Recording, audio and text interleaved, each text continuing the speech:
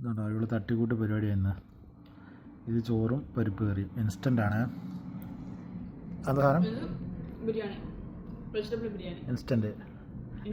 ബിരിയാണി നമുക്ക് ഫ്ലൈറ്റിലൊക്കെ കിട്ടുന്ന സാധനം. ഇത് മേടിച്ചിട്ട് എന്താ ചെയ്യേണ്ടത്? ചൂടുവെള്ളം ഒഴിച്ച് വെക്കണം. 5-6 മിനിറ്റ് വെച്ചാൽ ബിരിയാണി ആയിട്ട് കിട്ടും. ബിരിയാണി കിട്ടും. ഇത് വെജിറ്റബിൾ ബിരിയാണി. എങ്ങനെയുണ്ട്? കുഴപ്പമില്ല. ഇതാണ് ഇന്ന് ഞങ്ങളുടെ നൈറ്റ് ഡിന്നർ. ഇവിടെ ഇപ്പം കൊണ്ട് വന്നേക്കാം മനുഷ്യൻ മര്യാദയ്ക്ക് ഭക്ഷണം കഴിക്കാതെ. നിങ്ങൾ പുതിയതായിട്ട് ദുബായിൽ ലൈസൻസ് ഒക്കെ സ്റ്റാർട്ട് ചെയ്തെന്ന് പറയുന്നത് കേട്ടു. ബിരിയാണി താഴെ വെച്ചോ, ബുദ്ധിമുട്ടാകണ്ട. ഞാൻ ദുബായിൽ ഡ്രൈവിംഗ് ലൈസൻസ് ജേർണി സ്റ്റാർട്ട് ചെയ്തിട്ടുണ്ട്. ഡ്രൈവിംഗ് ലൈസൻസ് എടുക്കാൻ പോവാണ് ദുബായിൽ. യെസ്. ഓഹോ, കൊള്ളാല പരിപാടി. ഇപ്പോൾ ക്ലാസ് നടന്നുകൊണ്ടിരിക്കുവാണ്. ഇപ്പോൾ ക്ലാസ്സിൽ കയറണം.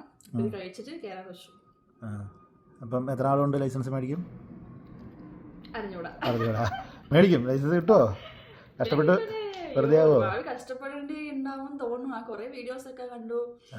പിന്നെ അതുകൊണ്ട് കാര്യമൊന്നുമില്ല. നിങ്ങൾ വണ്ടി വൃത്തിയായിട്ട് ഓടിച്ച് എല്ലാം ടെസ്റ്റെല്ലാം പാസ്സായ കിട്ടും. എന്നിട്ട് കോൺഫിഡൻറ്റ് ഉണ്ടോ അതുപോലെ ലൈസൻസ് എടുക്കാൻ പറ്റുമോ? സാധിക്കുമോ നിങ്ങൾക്ക്? 1 വർഷത്തിനുള്ളിൽ അറിയാൻ പറ്റുമല്ലേ? അപ്പോൾ ആരെങ്കിലും എന്തെങ്കിലും ദുബായ് അങ്ങനെ ലൈസൻസ് എടുക്കേണ്ടതെന്നൊക്കെ സംശയങ്ങളൊക്കെ കമൻറ്റിൽ ചോദിച്ചാൽ മറുപടി പറഞ്ഞു കൊടുക്കുമോ? പിന്നെ പറഞ്ഞു കൊടുക്കും. അടുത്തടുത്ത നെക്സ്റ്റ് സ്റ്റെപ്പ് പോകുമ്പോഴത്തേനും ഞാൻ അതിലുള്ള വീഡിയോസൊക്കെ ഞാൻ പോസ്റ്റ് ചെയ്യാം.